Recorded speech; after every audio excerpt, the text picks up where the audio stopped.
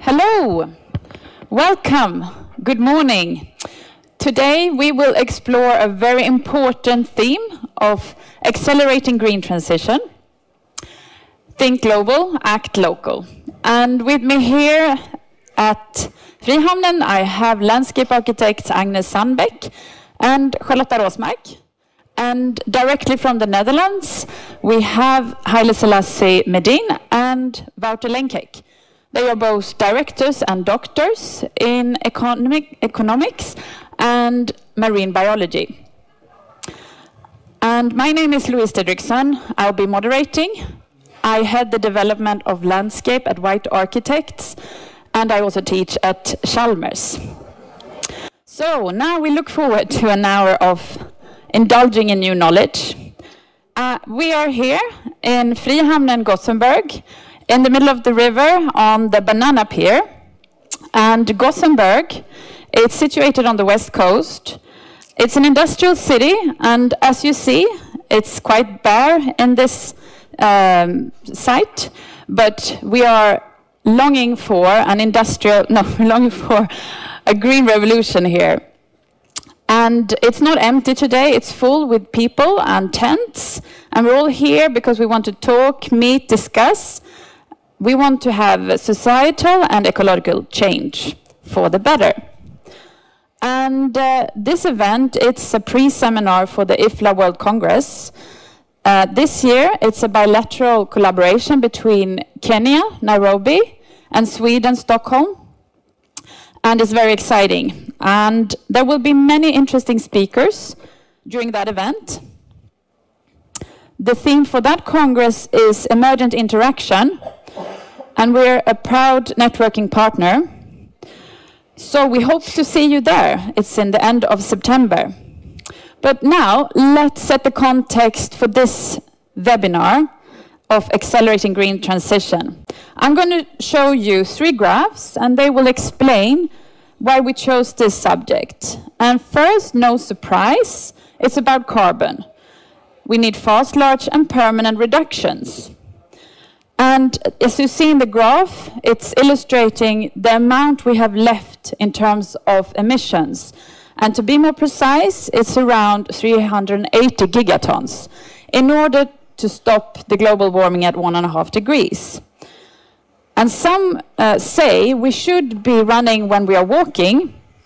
And I say we are in this long marathon. We need to be prepped for it, but we also have to make many innovative sprints. And it might seem daunting and impossible to reach this, but there are tools such as the Panorama Climate Action Plan. It's developed by the Swedish government. And in that one, you can see how they staked out a pathway to reach climate goals of Sweden for zero emission targets by 2045. But what we want to focus on, which is not that clear, is how to work with the negative emissions. And negative emissions is about trapping carbon, trapping greenhouse gases. And we often describe them as solutions in landscape, blue and green ecosystem infrastructure, where healthy water and bacteria are key elements for biodiversity. And currently, carbon is the greenhouse gas that we can trap at scale.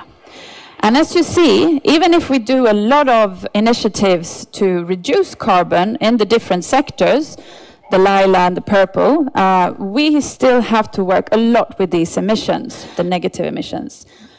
And the next slide is showing how crucial nature is for us. The gray, you can see it's business as usual. The yellow, it's about preservation, but that is not enough. We have to have societal change in many systems. And today, I hope that you will leave this seminar feeling energetic and empowered, that we can change things together. And I think it's very clear that we have to do this together. We have to do more solutions, both with the private and public. And we have to step out of our comfort zones and accelerate. So with this, I'm going to leave the word to Haile Selassie Medin. And Haile is a PhD in economics. He's a director of strategy and partnerships for Africa. He's based in The Hague. And VRI, the World Resource Institute, where he works, is a global research organization that works to turn big ideas into action. And they have a network of over 1,800 experts. So please, Haile Selassie, could you share your presentation, please? Yeah. Thank you so much. Thank you so much for inviting me to speak in this exciting pre-event. And I actually lived in Gothenburg before I moved here, so really great to speak to people also in my city. I'll go right to it. So I will speak about a topic that's here. As you can see, getting the transition right is actually a title that we have as WRI for our new strategy for the next 5 years. So what I will present is some ideas from our new strategy as a World Resource Institute. Now, let me see. I don't seem to transition. Okay. In our new strategy, we focus on a number of shifts, and here are the 3 shifts that we believe are needed to get the transition right for people, nature, and climate at this day and age, in this critical decade.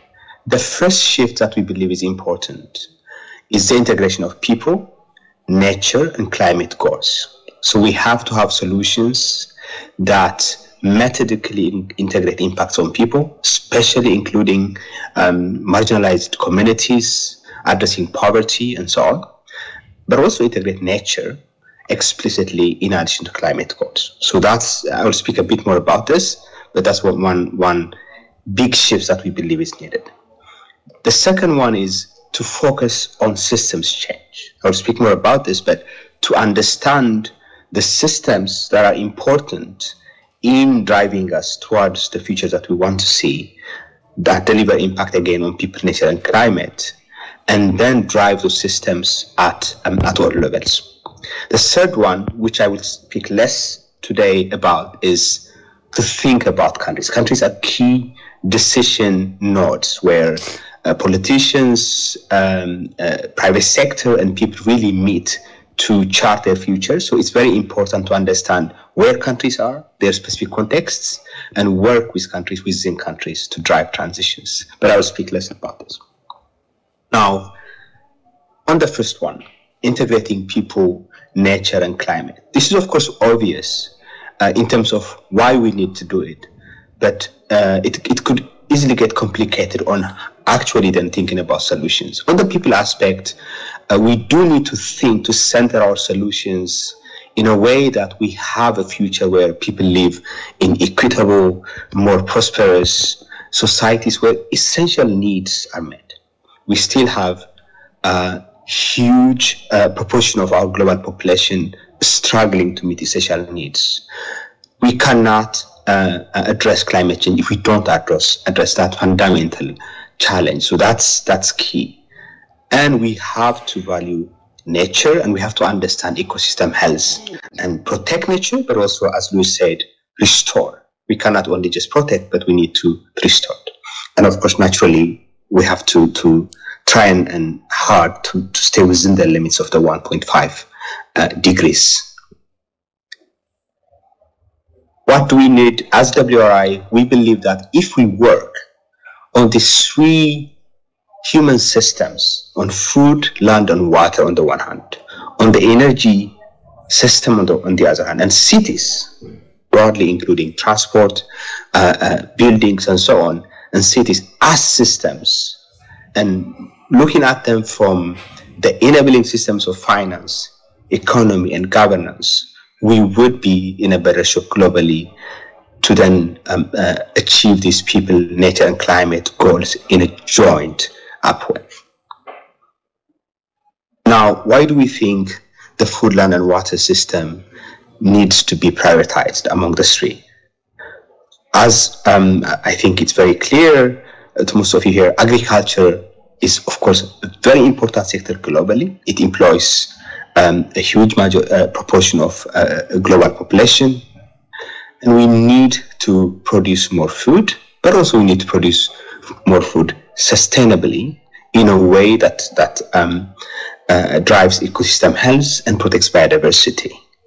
And in many countries, we still have challenge of food insecurity, and we need to address that. So what do we need to do?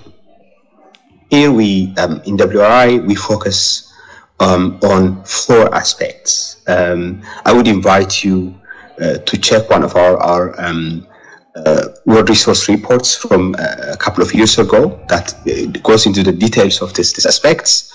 We call them produce, protect, reduce, and restore. Produce is we still need to produce more food sustainably from existing lands. And protect is there are ecosystems that we need to conserve and protect, including for biodiversity values.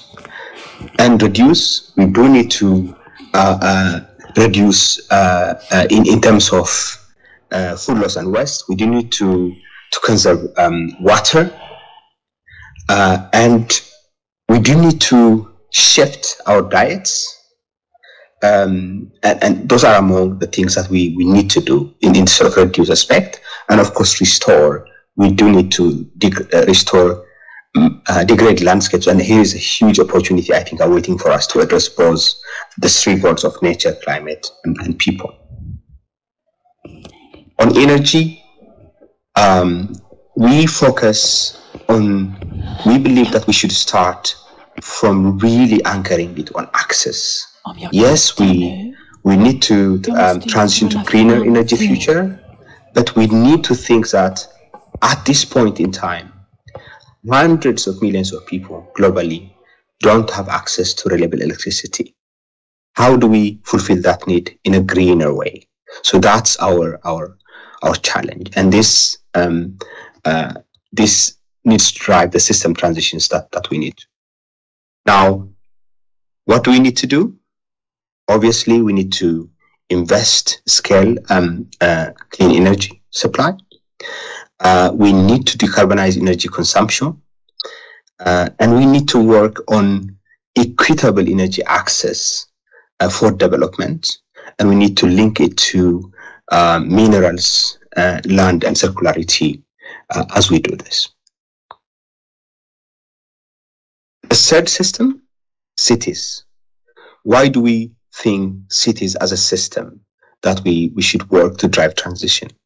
Cities are, of course, concentration of jobs, people, a lot of infrastructure. They account for 2/3 of global GHG emissions. And cities are also hubs for deep and growing inequity globally.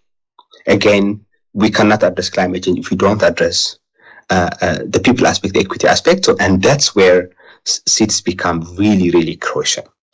And of course, buildings and transportation are important levers to shift decisions.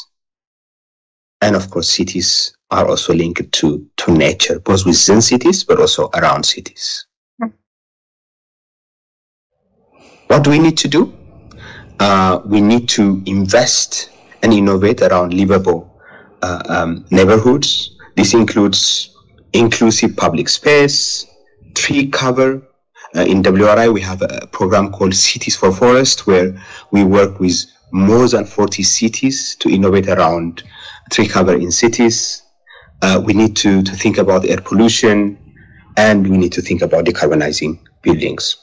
The second aspect that needs work in cities is to have sustainable but connective mobility. So this is about the inclusive public transport. This is about safety, especially in developing countries. Safety for women, for example, in mobility, that's also important aspect of inclusion. And of course, we need to do it in a green way so that to reduce greenhouse gas emissions. For example, many cities that are growing rapidly in the developing world, for example, in Africa, they risk growing in a way where they depend on cars for mobility. How do we now leapfrog to more sustainable public transport systems? That's the challenge, and also more inclusive, of course.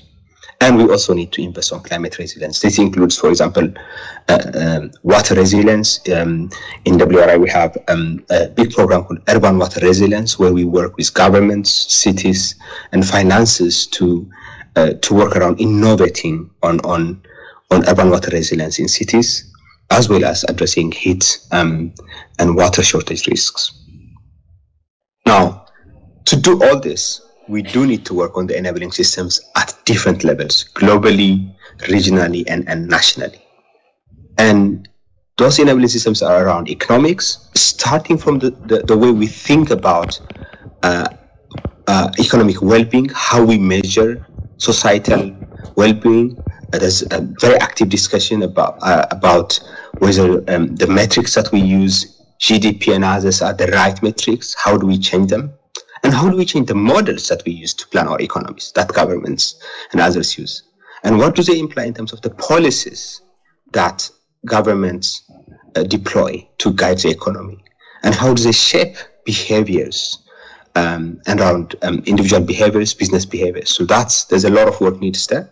And of course, finance. In the World Resource Institute, we heavily focus on the need to increase finance to developing countries that are growing rapidly, whose cities are growing rapidly, to make the right investments and to leapfrog into a greener future. And this also has implications on governance at all levels. Governance globally, on how we build trust. There's a lot of challenges in terms of the credibility of international processes. So we need more trust. We need more accountability of our commitments and actions at all levels, but also really at ground level, at national and subnational level, we need more governance improvements. Thank you very much, Luis. Back to you. Thank you. I will unshare. Thank you. And while Agnes takes the stage, I'll just want to ask you a question, Haile Selassie. You're an economist, so considering that humans have affected 2/3 of the planet, do you think it's possible to finance restoration of nature at large scale? How will this be done? Difficult question. Difficult question. I would say, first of all, I think it's very important to recognize that it's necessary. It's necessary to go through these transitions. And then the next point is, it is possible. So if you, for example, take restoration, in WRI, together with governments and regional institutions in Africa, we've been working on a program called Africa 100 to try and increase commitment for the restoration of 100 million hectares across the region. Now we have commitments from governments to 128 million hectares. And over the past year and a half, we've been moving towards implementation. And of course, as you said, for implementation, then the key element becomes finance. But not just getting the finance, but also finance to whom? And one of the key lessons here is that the finance needs to flow to innovators at local level. It's this is very intuitive to all of us, that the solutions around restoration are within women and young people and communities at very local level. And there's a huge challenge of getting finance to those actors. And traditionally, most restoration projects have focused on large-scale investments by government that have really shaky track record. So we now see really positive progress toward this innovating around getting finance to local communities. So it's possible. It requires partnership between private sector and public sector. I think philanthropy organizations are doing remarkably well in taking risks and putting the systems in place. So it's going to require a lot of coordination, but it is possible. And there's a lot of commitment, actually, surprisingly, from governments to do this. And I would also add, since you talked about restoration is one of those investments, if done right, that really hits that people, climate, and nature aspect. But it really needs to be done right, and it needs more finance to local communities. Thank you. That gives me comfort. So thank you very much, Haile Selassie. Thank you so much. Thank you. And Agnes, we're going to leave you the word now. And Agnes Sandström is a landscape architect and biodiversity expert. She's based in Stockholm and she works for EcoGain. They have a headquarter in Umeå. And EcoGain, they work with strategies and expertise that promote development in harmony with nature. So please, Agnes. Yeah, thank you. Thank you, happy to be here. My name is Agnes Sandström. As Louise just mentioned, I'm a landscape architect and I'm specialized in biodiversity.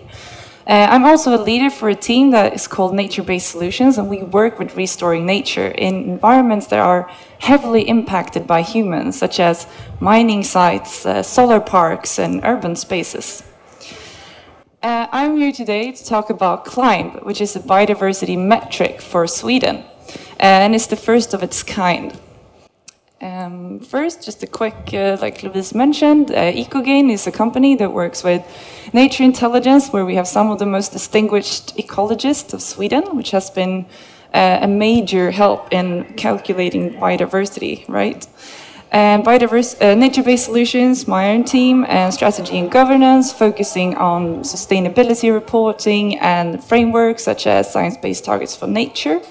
And then we work with compliance as well, as in permissions for wind farms or solar parks, etc. And our main mission is to increase biodiversity. And just a quick definition of biodiversity is a variation at the genetic, species, and ecosystem level of all life on Earth. And it's also a variation of landscapes.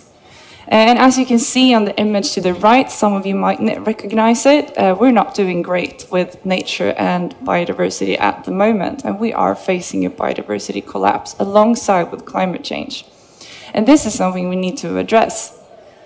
I like showing this image. It kind of shows human activity, right? It's Europe at nighttime, and all of the lights are humans, right?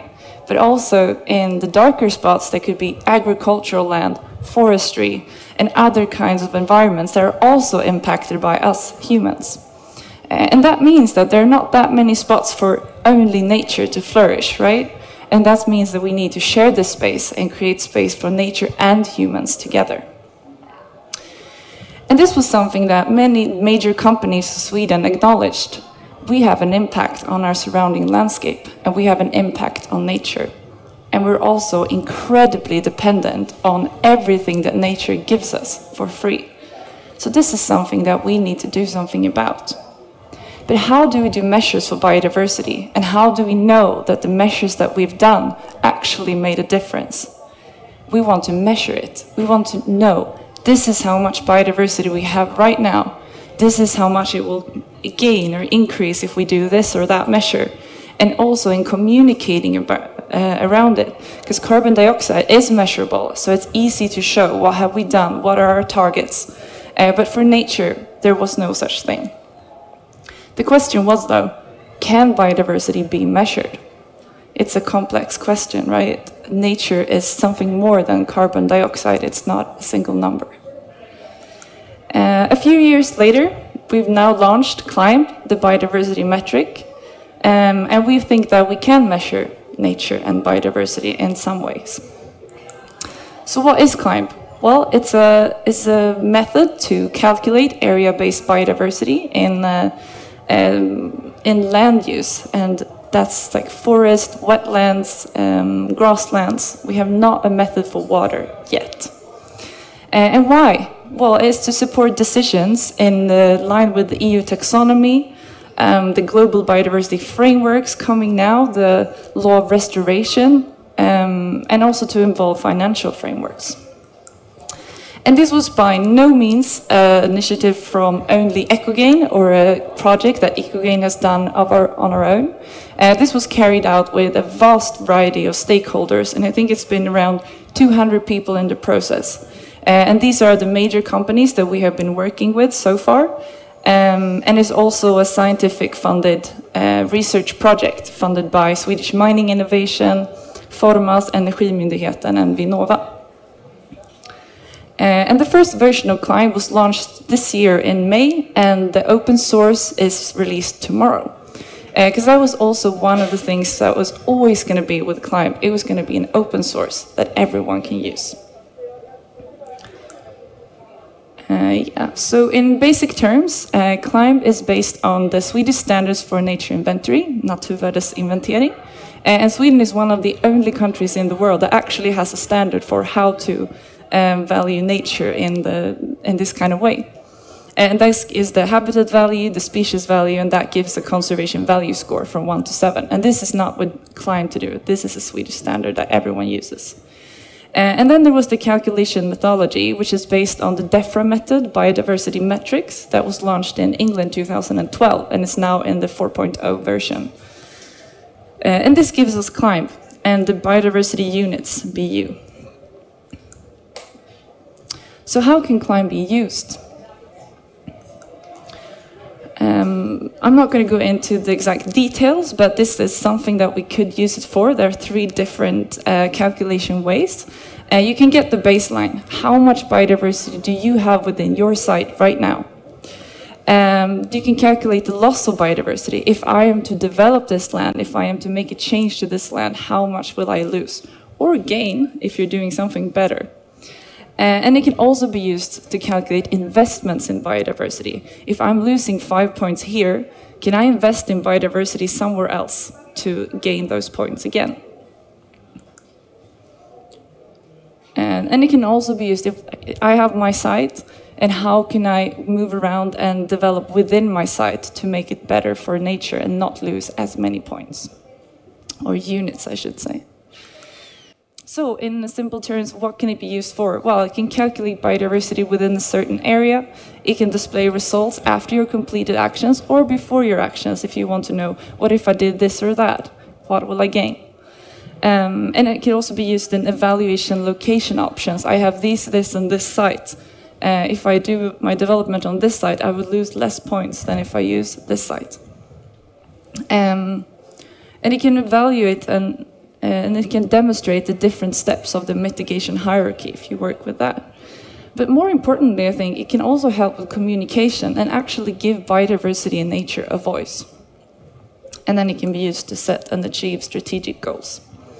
Super simple speaking, how does the calculation work? It has a long way of Excel documents that I'm not going to go into.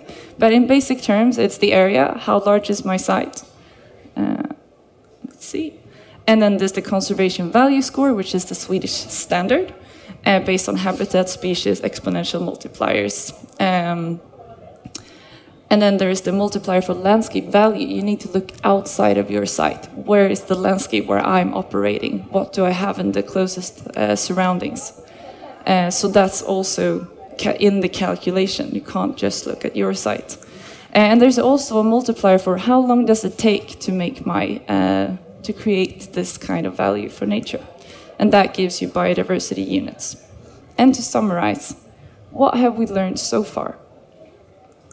Well, there's a huge desire for valuation model for biodiversity. As I mentioned, the business sector is craving this, and they need this to be able to show what they're doing.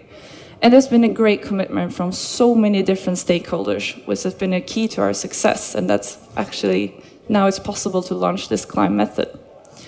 And then there is a maturity of the issue. I think all of us are talking more about biodiversity now, and we can see that. So the time to value biodiversity is now, and to calculate it. Thank you.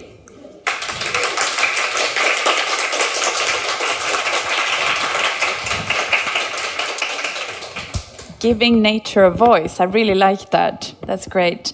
So Agnes, there's a lot of debates about compensation. Is it working? And you talk about investments in biodiversity. Can you explain a little bit about that? I mean, is it possible to buy trees in Bolivia, for instance? Or how does it work? How do we control that the effect is what we want? Yes, good question. Yeah, well, a lot of us talk about compensation because if you want to reach biodiversity net gain, you want to add nature, you want to increase it with biodiversity. A lot of companies that we worked at, they realized really quickly that we cannot do this within our own site. We don't have enough room. So that's why we started looking into compensation and to invest in biodiversity and nature somewhere else, because otherwise they won't be able to reach biodiversity net gain.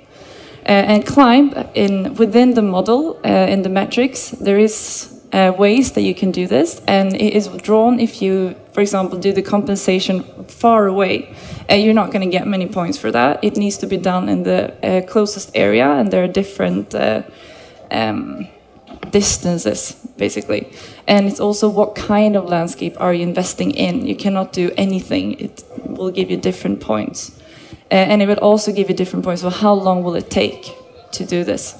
So there are different aspects that you can look into to make compensation work better, I would say. Okay. Thank you. I think we have to move on. Yep. Thank you. And yes, thank you, Agnes. And now we will hear about marine ecology. I want to welcome Wouter Lenkek. And Wouter, can you please share your screen? Okay, right. I'll start to introduce Wouter. He works at Waardenburg Ecology. And in addition of researching marine biology, ecology, and working with large-scale restoration, he's also a scientific diver. And the company Waardenburg Ecology, it's based in the Netherlands. And just like Albert Einstein, Waardenburg's source of inspiration is nature. So, Wouter, are you with us? Can you share your presentation? Okay, thank you. Thank you, Louise. And thank you all for listening to my talk. So my name is Wouter Lenkek. I'm Director and Marine Ecologist at Waardenburg Ecology, but also at its sister company, Bees Ecosystem Restoration. Waardenburg Ecology is an environmental consultancy that already exists for more than 40 years. We have 150 people. We are based in the Netherlands, but we operate on projects worldwide. We focus on any aspect of ecology, from marine ecology, bird ecology, molecular ecology, DNA. But in the past 2 decades or so, we've increased our focus a lot on nature restoration activities. And today I'll focus that even more on wetland ecosystems, because wetland ecosystems can be very pretty, as you can see on this picture, but they can provide important ecosystem services to us as humans. What do we mean with ecosystem services? Well, for instance, coastal defense or coastal protection. Here you can see a picture from Panama City, which is right on the shoreline of the Pacific Ocean. Part of the city is still protected by a mangrove forest, as you can see here, and part of the city is not. And if it's getting rough out there and there's some hurricanes coming in, the parts of the city behind the mangroves are much more safe than without, which you can clearly understand from this picture. Other places around the world, similar things happen. Here are some beach houses in Florida, where actually this week there's quite a dangerous hurricane coming again. There's only a little bit of vegetation in front of the houses that separate them from the sea. Here you can see some beach houses in Florida without any vegetation. And a few years ago, after Hurricane Irma came through, those very same beach houses tumbled into the sea. That's how critical it can be. There's a growing and impressive body of scientific literature that demonstrates the importance of ecosystems for coastal defense, for wave attenuation, and to cope with climate change. And one of the advantages of ecosystems with sea level rise is that they can grow with the rising sea level automatically. Of course, carbon storage is also a very important ecosystem service provided by wetlands. And you can actually see it happening here on this picture. This is a salt marsh, so that's a saltwater swamp in Florida, where you can see that the plants are growing above the soil, but the carbon storage happens inside the soil. This black, thick black pack of peat is almost 100% carbon, and it's stored into the sediment for millennia, and at a very, very fast scale. Here you can see an infographic that I found online. It's based on sources from IPCC and NASA. And look at these numbers here. It's staggering. Most people know that forests, whether they are tropical forests or boreal forests, can store a lot of carbon. But what people generally don't know is that most carbon is actually stored in the soil. Only, in this case with the boreal forest, 64 gigatons of carbon is stored in the vegetation, in the plants itself. 344 gigatons is stored in the soil. And that's where the wetlands come in. Look at this number. 643 gigatons of carbon is stored in the soil of wetlands globally. Only 3% of the entire globe surface area is wetland. So, reflecting back to what Louise said, that we need to somewhere store 380 gigatons of carbon to battle climate change and keep it within the boundaries at 1.5 degrees.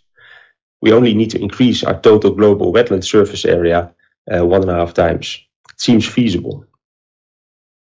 Of course, wetlands are also important for biodiversity. Many fish and other shellfish and other species live inside wetlands.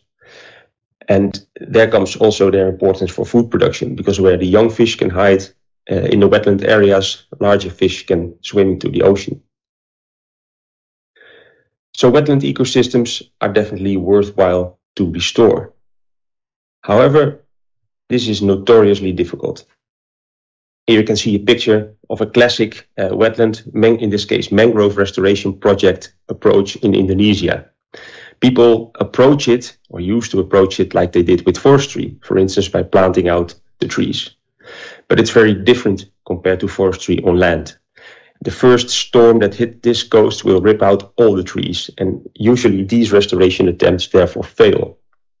And that's what makes wetland restoration so expensive, because there's a super high failure rate.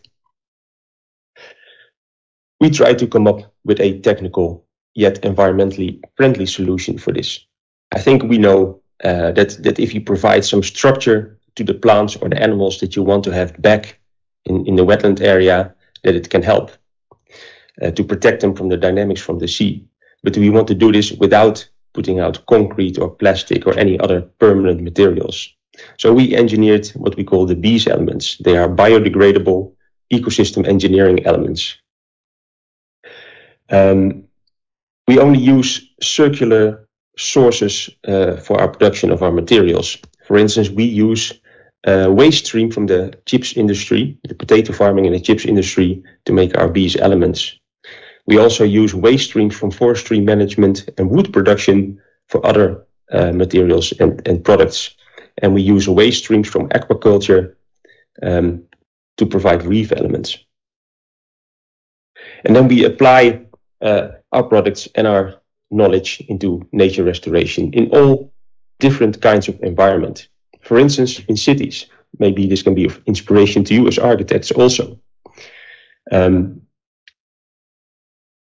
We use it to make little green oases in otherwise very stony and artificial city environments, such as this green floating island in the city of Delft. We use it to fortify waterways. Here you can see a waterway with an eroding riverbank in the south of the Netherlands, where normally people would apply sheet piling or concrete or whatever to fortify the riverbank. But our vision was to do this with a fully grown reed bed and to give the reed bed the chance to establish and to grow first, we applied our bees products. This adult reed bank that you see here after 2 years can withstand most of the currents of this river. So the riverbank erosion stopped, and it's storing carbon. But we also use it for full-scale nature restoration projects. Here you can see some pictures of a Dutch salt marsh system in the south of our country, on the Dortsman, where we try to restore an eroded salt marsh seaward from the dike, and it's very successful. The plants are growing here already for a few years.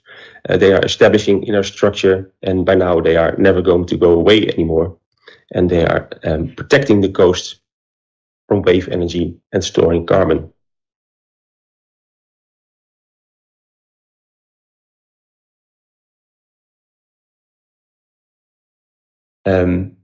We are also applying this for mangrove restoration in tropical countries. There's a short delay actually in my screen, but we are applying this for mangrove restoration, for instance, in Florida and Australia and Indonesia. We are also working on oyster reef restoration, which can also help to protect shorelines and store a lot of carbon. Here on the left picture, you can see the start of this project where we deployed bees elements to get an oyster reef back. And after 1.5 years, the right-hand picture was taken on the same site.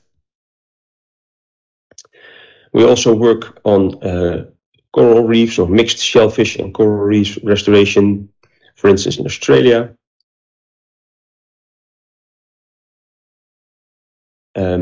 This is in the Brisbane area where we restored a reef of shellfish and corals with the ambition to get more fish back. Some scientists did the monitoring, local scientists did the monitoring of this project, and we definitely got a lot of fish back, which was also not only visible in graphs from the scientists, but also from all the local fishermen that were very happy with this project. We've been doing this for about a decade now, since 2014. I think we've deployed more than 200 projects in 4 different continents and working in different ecosystems. And key to successful projects is always with collaborating with the local community. We work with NGOs, volunteer groups, scientists, universities, you name it. And always, the local group has the knowledge to achieve a successful nature restoration project. And we just fly in our materials and our experience from past projects, and together we make it into a success. Thank you very much. Okay. I think that was the end of my talk. Thank you, Wouter. That's great, inspiring work you carry out. I'm very inspired by your relentless work. How can you share with us, because many of us, we have developed eco-anxiety. We feel stressed about the situation, and you seem to keep carrying on and working across the globe with your local collaborations. I mean, how do you carry on? Like, can you give us some advice, like how to face these challenges? I can try. I think I'm a very positive person, but if I look at those figures, I think if we work on a global scale, it's very feasible. I think it's feasible to achieve basically the goal that you set when opening this seminar, and it's so very rewarding if you get a success, and that's what keeps me going and our team going.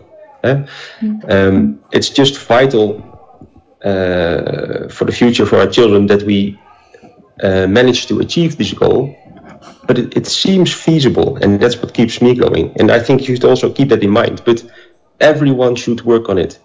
And I think architects are in an important position, but your first question in any start of a design project should be, where can I find some room for nature restoration or biodiversity? And if every architect in the whole world would have that high on his priority list, then it becomes even more feasible to achieve those goals. I wouldn't agree less than that. So that's great. So do you feel like because now you showed us how important the wetlands are in storing blue carbon, do you think we need to steer more finances towards this, or what is the status? What change do you see is necessary? Yeah, I think more finance, but also even more sense of urgency at the right places. What we experience all over the world, there's no shortage of scientists or nature conservationists that want to work on this topic and that can find funding for small-scale projects to try it and to gain the knowledge how to do this. There's no shortage on that. But when it comes to upscaling, that's when the challenges arise.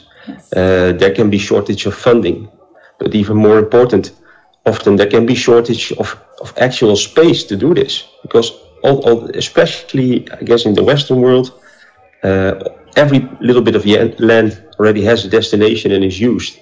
So even with finance, it's difficult to find a place to scale up a salt marsh restoration project, for instance. And yeah, so I think there should be more sense of urgency in governments, local governments, people that actually have a say in how land is used. Okay, thank you very much. Now, we thank you, Wouter, and we welcome Charlotta on stage. And Charlotta is a landscape architect. She specializes in blue-green infrastructure. And she's also running a small eco-farm in Bohuslän. So now, please, Charlotta, I'll give you the word.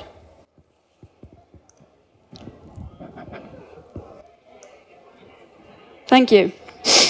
The transition between land and water biotopes is an ecotone of growing importance in city planning and landscape design. And historically, the soft green wetlands haven't been very present in an urban context, but that is about to change. But to be socially sustainable, the urban wetlands also need to be accessible, both mentally and physically, to people. And as landscape architects, we find this task to bring humans back to nature and nature back to humans deeply engaging. This truly is our part of the battle for a positive future. This place where we meet today, right in the middle of the waterscape of central Gothenburg, is a very good environment to be thinking about this. Gothenburg, with its 2 riversides and coastline, has a lot of space where new edge zones in connection to water could be developed and transform the city into something quite different, something more resilient.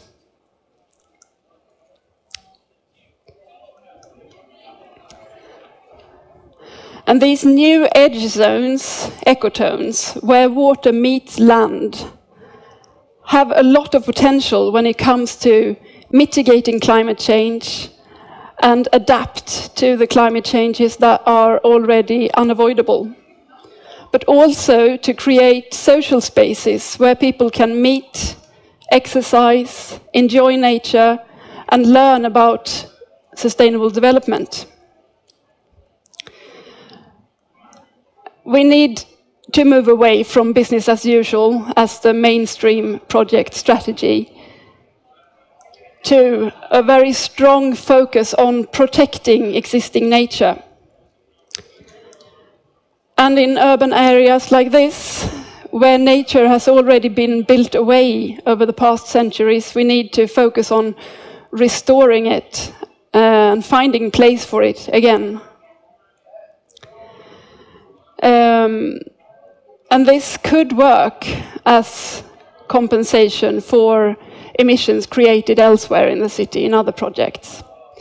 And we know that the ethics and practicalities of compensations are very complicated, as Agnes has talked about, and the risk of greenwashing needs to be taken very, very seriously. But can we afford to discard compensation as a strategy where we stand at the moment? Probably not.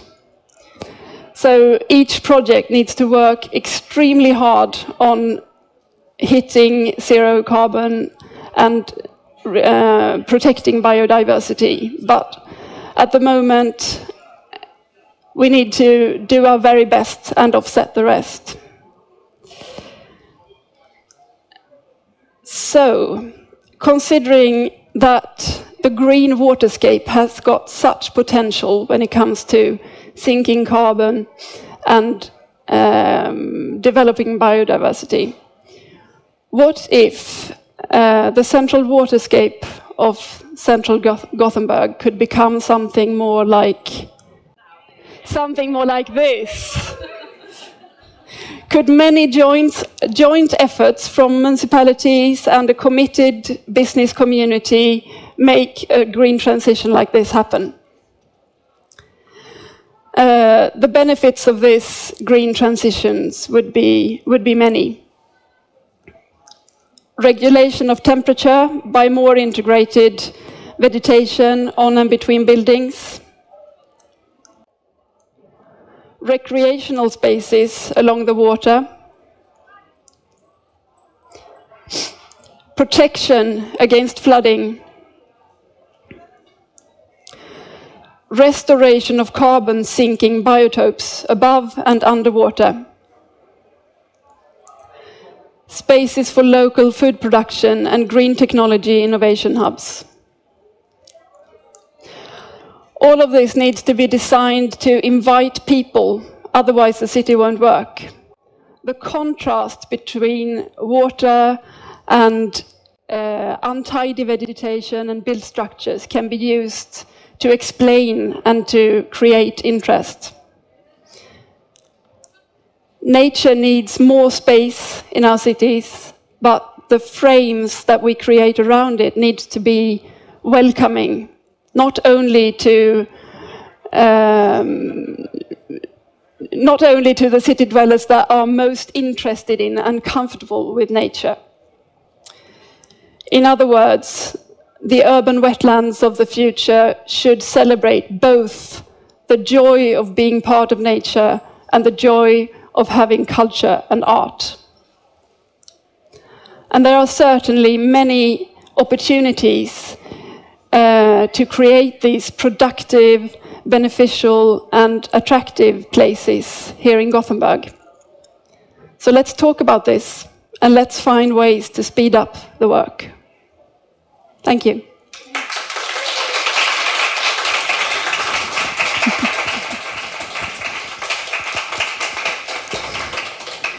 Thank you, Charlotta, for this inspiration. I really love to hear you talk passionately about regenerative design, transformation and coexistence. Do you have any advice to, if there are decision makers or change makers, do you have any advice? What do we need from them to transform, transition? Yeah.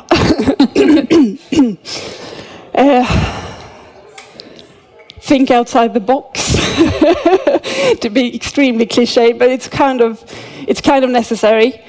But get together, collaborate creatively, and look into the possibilities of negative emissions in the local situation.